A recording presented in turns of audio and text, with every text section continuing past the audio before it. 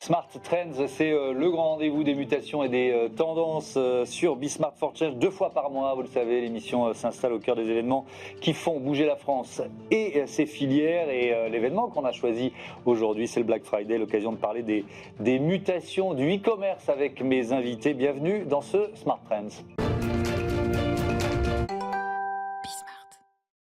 Smart Trends consacré aux mutations du e-commerce à l'occasion du Black Friday. Je vous présente mes invités. Cédric Dufour, bonjour. Bonjour. Bienvenue, vous êtes le président de Rakuten France. Marc Lolivier, bonjour. Bonjour. Bienvenue à vous aussi, le directeur général de la FEVA, de la Fédération du e-commerce et de la vente à distance. Et Axel Detour, bonjour. Bonjour. Bienvenue à vous aussi. Vous êtes senior vice-président de Global Sales de Brevo. Et alors quand même, je suis obligé, regardez cette belle image là. On ne s'est pas appelé ce matin, mais on a un boys band de veste bleu, chemise bleu ciel. Bravo messieurs, franchement, on peut se lancer dans la chanson. Allez, redevenons un peu sérieux pour parler du e-commerce. Rakuten France, en quelques mots, vous pesez combien? C'est quoi? C'est une pure marketplace aujourd'hui? Alors, Rakuten France, c'est une pure marketplace, effectivement. On est présent en France depuis 25 ans. On s'appelait avant Price Minister, on était pionnier du e-commerce à l'époque. Et il y a 3 éléments qui nous caractérisent et qui nous différencient de nos concurrents. Le premier, c'est qu'on vend des produits neufs et des produits d'occasion sur la même plateforme. On a à peu près 50 millions de références sur notre plateforme. Le deuxième élément, c'est que on a 10 000 vendeurs présents sur notre plateforme. On n'est que marketplace, c'est-à-dire qu'on ne les concurrence pas, on ne vend rien en direct. On met en commun ces vendeurs avec nos clients. Et le troisième élément, c'est qu'on a un programme de fidélité qui s'appelle le Club Air, qui réunit 13 millions de membres et qui est le programme de fidélité le plus généreux du e-commerce en France, qui consiste à donner du cashback à nos clients sur leurs achats. Ouais, et on verra ce que représente le Black Friday pour une place de marché, une marketplace comme Rakuten. Marc Lolivier, le e-commerce, il va comment? C'est un facteur, un vecteur de croissance aujourd'hui en France? Oui, c'est un élément essentiel aujourd'hui dans l'économie. Et pour vous donner quelques chiffres, c'est près de 200 milliards d'euros de chiffre d'affaires, produits et services. Ça représente à peu près 7% du PIB. Donc c'est plus que l'industrie pharmaceutique, la mode, les télécommunications. Donc c'est devenu vraiment un élément majeur de l'économie. Et puis surtout, c'est un outil, une habitude de consommation qui s'est ancrée chez les Français. 80% des Français aujourd'hui achètent sur Internet. L'an dernier, ils ont réalisé 2,6 milliards de transactions. C'est à peu près d'une centaine de transactions toutes les secondes. Ouais. Donc vous voyez, c'est vraiment un marché qui est devenu mature, mais je dirais une maturité dynamique. Je crois qu'il y a encore un potentiel. Oui, c'est ça ce que j'allais vous demander. C'est-à-dire que la tendance, elle reste haussière. Est-ce qu'il y a une accélération de la croissance ou finalement, c'est une croissance assez régulière? Alors, c'est une croissance qui a connu une explosion avec le Covid, on va y revenir. Mais aujourd'hui, on continue effectivement à avoir une croissance qu'on est porté par 2 phénomènes. D'abord, il y a un aspect générationnel, c'est-à-dire que les jeunes, les générations X et Y, par exemple, n'ont pas connu un monde sans e-commerce. Donc, elles sont nées avec le e-commerce, elles utilisent énormément le e-commerce. Et le deuxième facteur, et on y reviendra, c'est la capacité effectivement à innover pour essayer de répondre toujours aux nouvelles attentes des consommateurs. Alors, je veux bien que vous nous présentiez, Axel Detour, Brevo, en quelques mots. Quelques mots. Brevo, c'est une entreprise française qui existe depuis une dizaine d'années. C'était connu un peu sous le nom de Sendinblue avant, et puis ça s'est transformé en Brevo. Peut-être qu'on en parlera après pourquoi. Et avec une empreinte internationale, on travaille évidemment en France, mais beaucoup dans le reste de l'Europe, avec un marché important qu'est l'Allemagne, mais aussi tout le nord de l'Europe et bientôt le Royaume-Uni. Et puis les États-Unis aussi, qui sont souvent un endroit assez compliqué, un marché compliqué pour ceux qui ne sont pas américains. Et alors, qu'est-ce qu'on trouve sur Brevo? Alors, Brevo, c'est une plateforme d'engagement client. Donc, c'est ce qui permet, en fait, à toutes les marques. On travaille avec des artisans, mais on peut aussi travailler avec des grands comptes. Et c'est là-dessus qu'on est en train de beaucoup progresser. Donc, qui permet de gérer, en fait, tout le marketing relationnel avec sa base de données clients. Donc évidemment, ça commence par les canaux de communication digitaux qu'on utilise beaucoup. Évidemment, l'email, qui est un peu qui est toujours là, l'email, et puis évidemment SMS, WhatsApp, push notification. La gestion de la donnée, on en parle beaucoup. Qu'est-ce qu'on en fait de cette donnée? Et donc on l'aide à la rendre activable, et puis ça va jusqu'au programme de fidélisation. Évidemment, ces programmes de fidélisation dont on parle de plus en plus, je suis en face de la bonne personne pour en parler. Et voilà, Brevo, c'est cette plateforme unifiée qui permet de gérer un petit peu tout ce marketing relationnel avec les clients. C'est quoi justement, Cédric Dufour, cette idée de fidélisation, créer une sorte de communauté? C'est un objectif de pratiquement toutes les marques ou toutes les plateformes de e-commerce? Alors l'idée, c'est effectivement de créer une communauté et surtout de faire revenir nos clients. Ouais. Le principe de notre cashback, c'est que nos clients cumulent des points en achetant entre 5 et 25% de leurs achats, donc c'est assez significatif.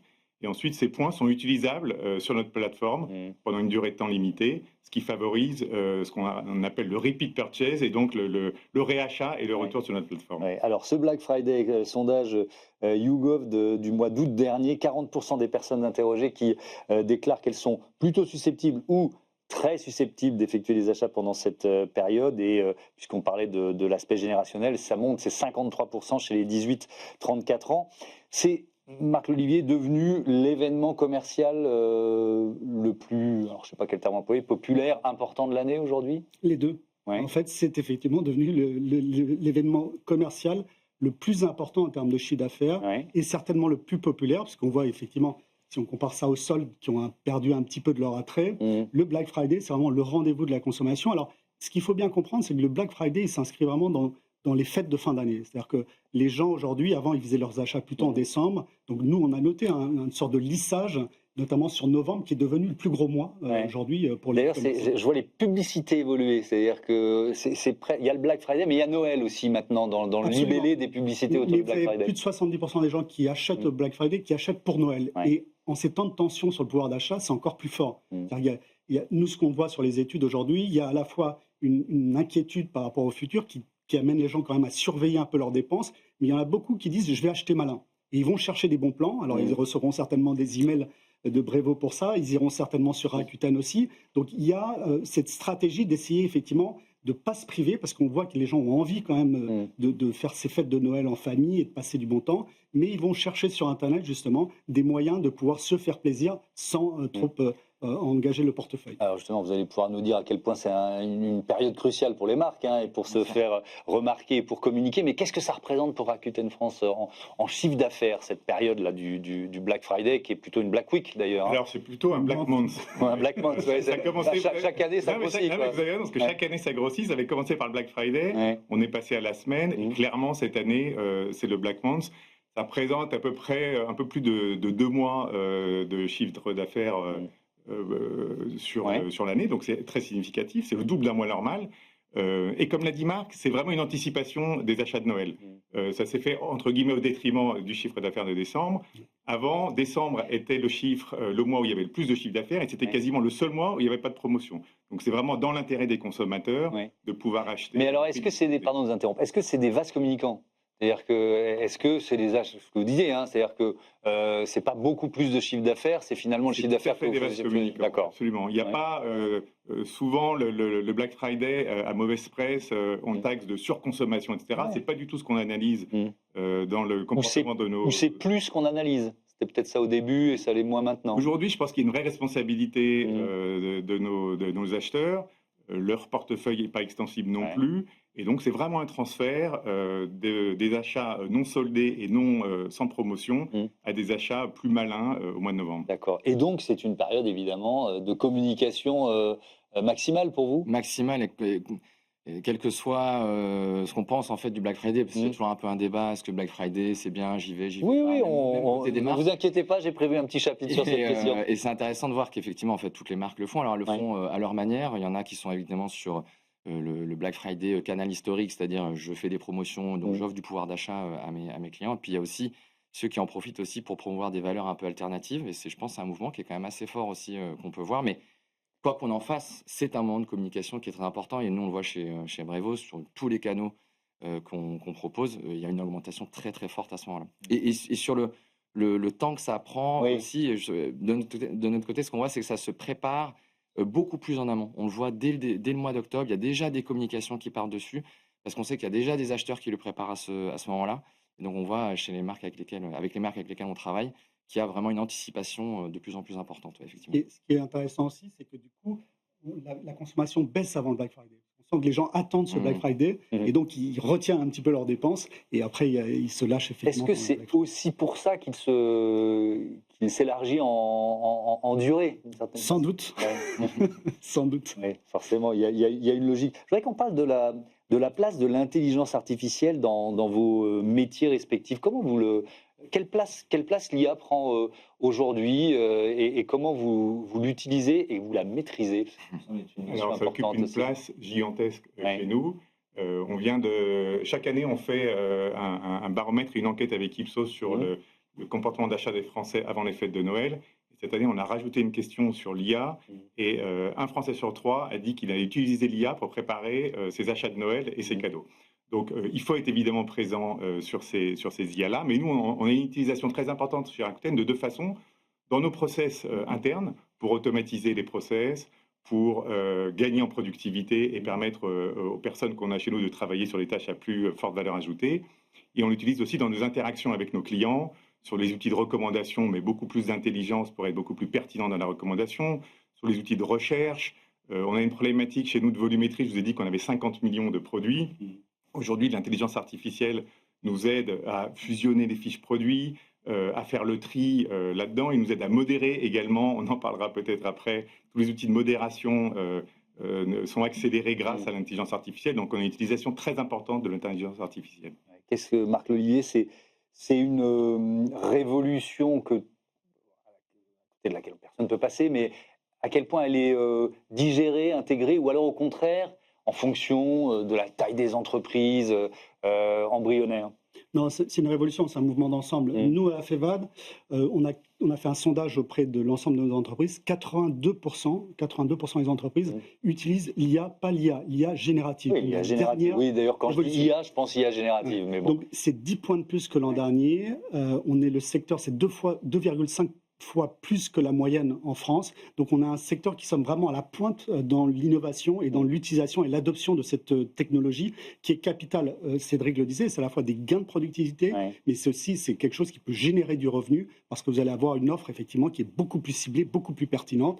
Et puis vous allez avoir des collaborateurs qui va être engagé dans des tâches à valeur ajoutée. Et donc là, on a des gains de compétitivité. Donc c'est vraiment quelque chose qui est gagnant-gagnant. C'est gagnant pour l'entreprise et c'est aussi gagnant pour le consommateur. Axel Detour, jusqu'où on peut aller dans l'hyper-personnalisation d'une certaine façon? Parce que c'est ça l'enjeu dont on parle actuellement. Ça, l'IA est absolument, vraiment une révolution pour des entreprises, enfin pour toutes les entreprises et particulièrement pour comme la nôtre. On essaie, on a fait un gros investissement, on va faire un gros investissement de 50 millions d'euros sur l'IA. Donc voilà, ça veut dire aussi pour nous, comme ce que je disais tout à l'heure, en termes de productivité, c'est vraiment incroyable tout ce qu'on peut faire aujourd'hui. Hier, j'ai essayé de tester un agent qui coach les vendeurs de chez Brevo pour savoir comment ils pouvaient évoluer, analyser leurs appels, et c'est impressionnant de précision, et pour le coup, c'est très personnalisé. Donc, ça nous fait gagner beaucoup de temps. Et après, par rapport à nos clients aujourd'hui, notre capacité à gérer ces données clients, les bases de données sont de plus en plus conséquentes. Notre travail, c'est de les rendre propres, normalisés, et de pouvoir travailler dessus. Donc ça, c'est un grand point fort de Brevo. Avec une vraie question, je vais vous la poser à tous, c'est-à-dire que plus on parle d'hyper-personnalisation, plus on se penche évidemment sur les réglementations européennes, notamment la réglementation générale de protection des données, qui est questionné aujourd'hui. Il y a un certain nombre de politiques qui se disent est-ce qu'il ne faut pas revenir simplifier, revenir un peu en arrière sur ce RGPD? Je veux bien entendre votre avis aux uns et aux autres là-dessus. Est-ce qu'on peut développer l'IA tout en respectant le RGPD tel qu'il existe aujourd'hui? Alors, vaste question. Je pense qu'aujourd'hui, ce qui est déjà fait au niveau européen avec le RGPD est assez puissant. Des entreprises comme nous sont beaucoup exposées, notamment dans d'autres pays quand on est aux États-Unis. Les réglementations ne sont pas les mêmes. Bien sûr. Elles sont beaucoup plus lâches, on va dire, par rapport à ces sujets-là. Et ça a été assez compliqué pour nous de refuser aux États-Unis beaucoup de clients qui ne voulaient pas respecter ces règles-là. Et ça, on observe que même aux États-Unis, quand même, ça devient aussi une norme, donc de respecter ce qu'on appelle au moins l'opt-in, donc le fait que je suis d'accord pour recevoir des communications d'une marque. Et ça, c'est quelque chose qui est vraiment un point cardinal pour des entreprises comme la nôtre. Est-ce qu'aujourd'hui, ça doit évoluer de façon plus stricte ou pas? Aujourd'hui, le consommateur a quand même beaucoup de pouvoir déjà pour sortir des communications qu'il ne veut pas. Est-ce que ça marche ou pas. Ça, c'est une autre question parce que très souvent, ça ne marche pas quand on peut demander de vouloir sortir des communications. Donc, il y a sûrement quelque chose à faire de mieux là-dessus, mais sur le principe de l'opt-in, je suis d'accord, je ne suis pas d'accord, il y a des évolutions qui sont quand même assez importantes aujourd'hui sur le marché, permettent de respecter ça. Le point de départ, Cédric Dufour, c'est vrai qu'on reçoit régulièrement, enfin, je ne sais pas quel terme employer, une bannière qui nous dit est-ce que vous êtes d'accord ou pas, et c'est vrai qu'on va le faire peut-être 10, 20, 30 fois par jour en fonction des usages et du temps qu'on va passer sur les sites. Donc l'idée, c'est peut-être de simplifier cette réponse-là. Votre avis là-dessus, est-ce qu'il faut effectivement conserver ce qui est une originalité, moi je pense une force européenne par rapport à d'autres marchés, peut-être vécue par certains comme un boulet. Je donne mon avis là-dessus. Mais... On voit d'un très bon œil le fait que les données personnelles soient protégées, donc c'est très bien et ça rajoute de la confiance entre les plateformes et les utilisateurs. En revanche, vous avez raison, un peu plus de souplesse. On essaye, nous, de mettre en place de la pédagogie, justement, en proposant, en indiquant à nos consommateurs ce qu'ils vont gagner à partager des données avec nous. On leur dit, si vous partagez, on va être plus pertinent dans les recommandations, on va être plus pertinent sur vos résultats de recherche. Donc, ça va être gagnant-gagnant, partagé, et nous, on sera plus pertinent dans ce qu'on vous recommandera. Avec le risque, Marie-Olivier, de s'enfermer, enfin c'est toujours la bulle cognitive, quoi. C'est qu'on s'enferme dans une consommation qui est notre consommation et qu'on n'en sort jamais. C'est ce que je veux dire. On va devenir l'hyper-consommateur des baskets, des jeans bleus, je regarde comment je suis habillé, des chemises bleues et des vestes bleues. Là, Écoutez, moi je suis comme vous, je crois qu'il ne faut absolument pas renoncer au RGPD. La protection des données, c'est capital et ça va être capital aussi pour le développement de l'IA. C'est un outil qui est extrêmement puissant, mais qui nécessite aussi qu'il soit utilisé de manière responsable.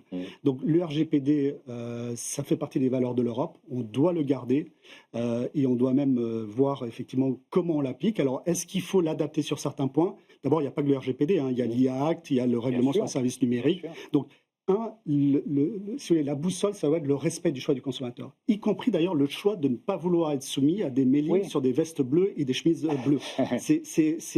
Voilà. Donc il faut laisser le choix, donc il faut être à la fois transparent, laisser le choix au consommateur, parce que finalement, s'il veut avoir des offres qui ne sont pas personnalisées, c'est son droit. Mais donc ça veut dire, pardon, je vous interromps, ça veut dire que vous ne considérez pas cet ensemble réglementaire que vous avez décrit comme un frein à la croissance des entreprises européennes du e-commerce? Non, on ne le considère pas comme un frein, on le considère comme étant un outil de régulation qui est nécessaire. Est-ce que sur certains points, il faudra l'adapter, notamment en raison d'une concurrence internationale? C'est là où, effectivement, il faut qu'on fasse un trade-off entre, effectivement, cet impératif de protection qui est absolument essentiel, mais aussi celui de la souveraineté, parce que si nos entreprises, effectivement, sont balayées par les entreprises chinoises et américaines, je ne suis pas sûr qu'on aurait beaucoup avancé sur la question de la protection de la vie privée. Et donc, je pense qu'il faut...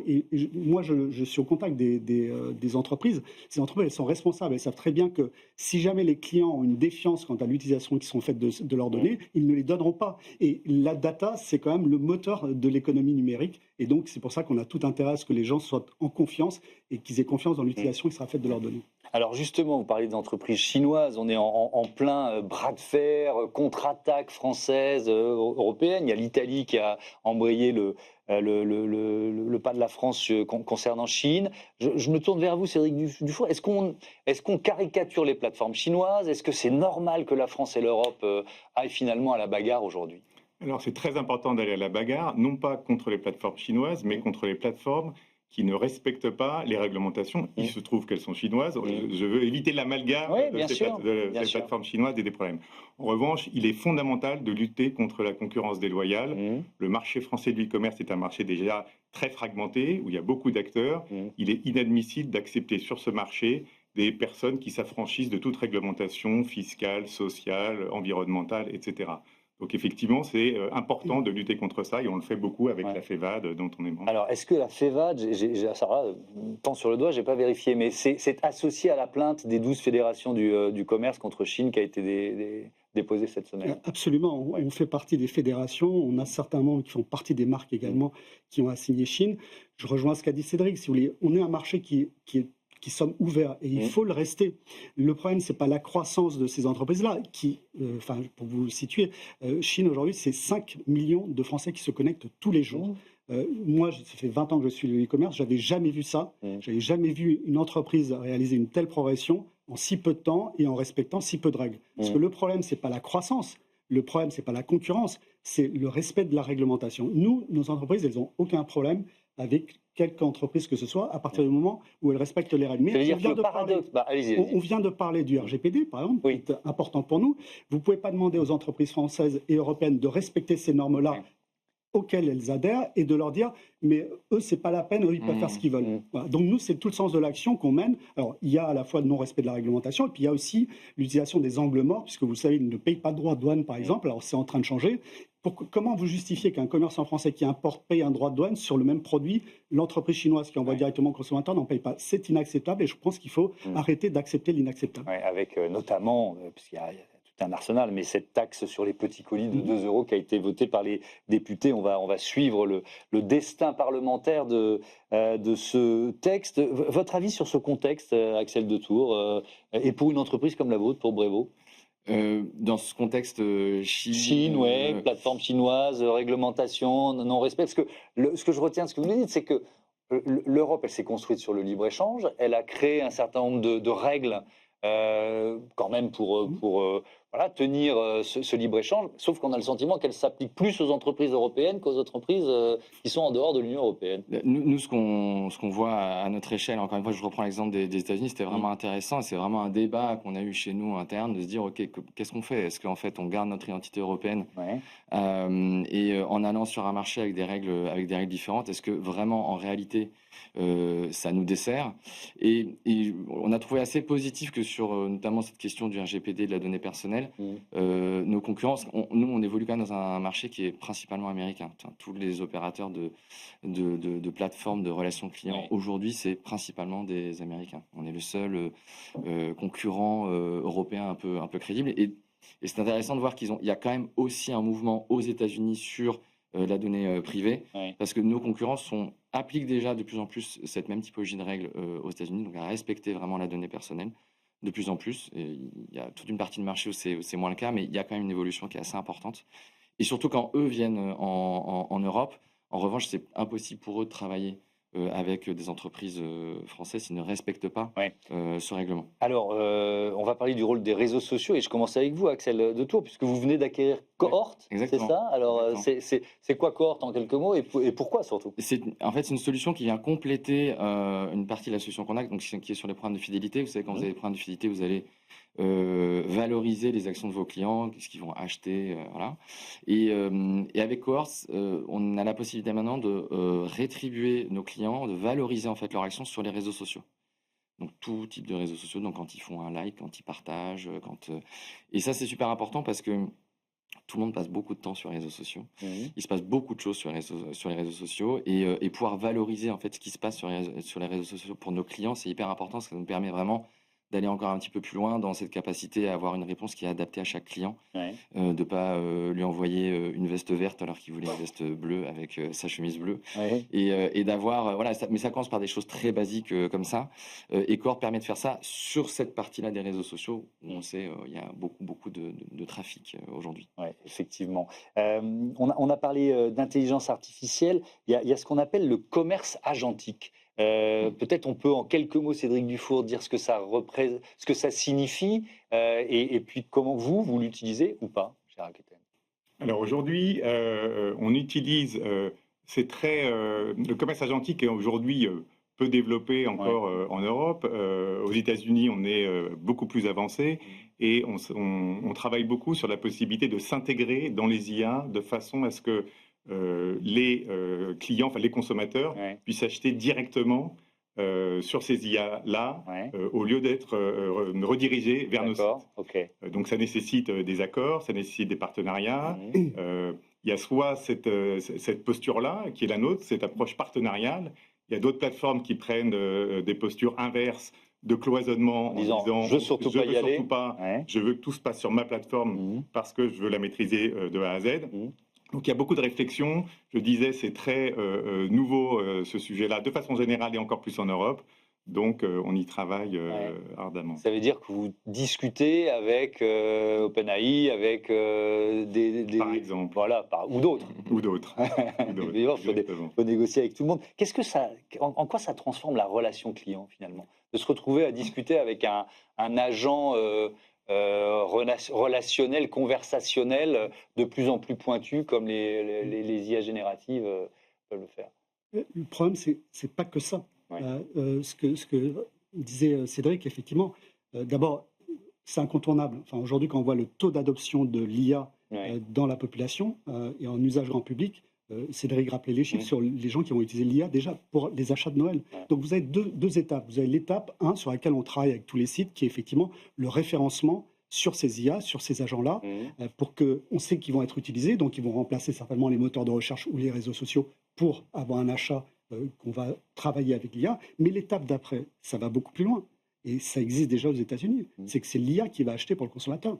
Et donc, vous coupez, en fait, vous désintermédiez le consommateur, la relation entre le consommateur et le site. Donc, nous, c'est vraiment des questions sur lesquelles on réfléchit, parce que vous n'aurez plus de clients. Si on va dans ce scénario-là, vous n'aurez plus que des agents en face de vous. Et donc, en termes de données, de connaissances, ça pose aussi la question de la souveraineté, parce que vous n'aurez pas 10 000 IA génératives.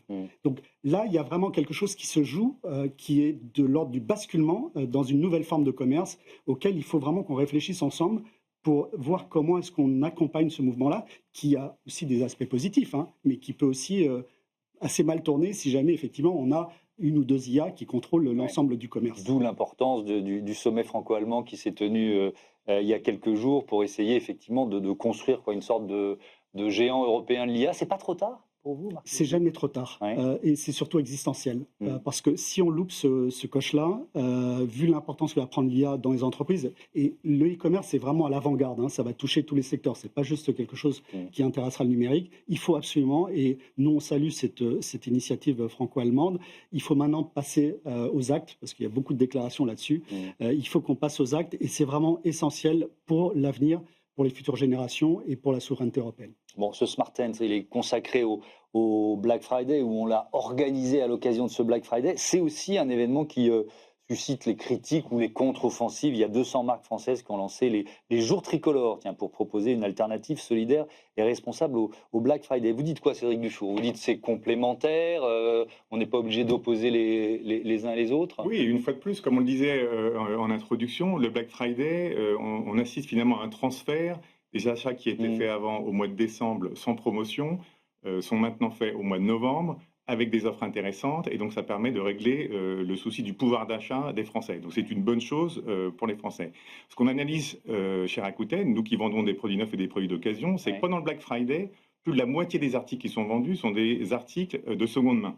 Donc il y a une vraie prise de conscience de l'achat responsable, y compris pendant le Black Friday. Oui, parce que ça répond à l'une des critiques originelles contre le Black Friday, qui était une espèce de surconsommation avec un bilan carbone assez désastreux. Absolument, alors que non, puisque ça sert même la seconde main qui aujourd'hui est en forte croissance chez nous et chez de nombreux acteurs. Axel Detour. Beaucoup de marques font ça à ce moment-là. Je pense à La Redoute, Darty, sur la seconde main. Ils profitent aussi du Black Friday pour lancer des initiatives comme ça, pour sensibiliser aussi beaucoup de leurs clients à ces mécaniques-là. Et du coup, aujourd'hui, on se retrouve avec un Black Friday, comme je disais un peu au début, qui est vraiment un moment de communication.